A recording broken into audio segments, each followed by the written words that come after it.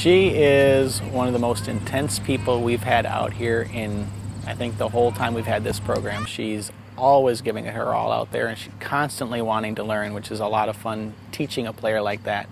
She'll stay after practice and try and pick up new things. She's always trying different moves and things like that, which is a really good inspiration for a lot of the other kids on the team. It's been really helpful. Also, I run the youth program here in town, and she's always coming to a lot of the youth practices, just showing up to help out with the kids. She'll go and referee games. While she's reffing, she's trying to teach the kids different things if she sees them in that. So it's a really good thing to see her doing that kind of stuff and really help grow the program around here. I think a lot of the younger kids really are starting to look up to her a lot, which is nice to see. At the time, it was advised that you change the child's name so that they have a new country, a new family, a new name to make the break from their past a little bit easier. And I told my host family that I was going to name her Rachel.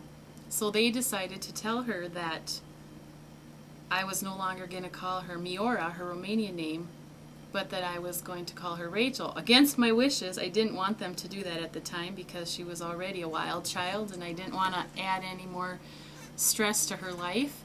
But they did tell her that I was changing her name to Rachel, and in her little Romanian voice she hopped over to me and said, "Miora lives in the orphanage, but Rachel lives with Mommy."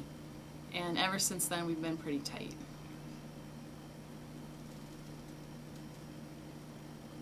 You talked about some of the stories or what Rachel was like when she first came over. Do you have any favorite one or anyone that really stands out? Oh, there are so many.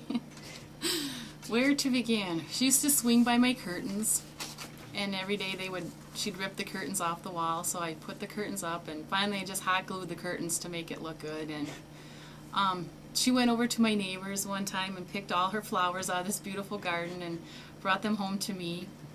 I was warned by both of my sisters to call before we ever came over because they wanted to nail everything down because she was very inquisitive. That's the nice way of saying it. I do it for two people now this year that are really close to me, Kelly Marine and Ebert Marine.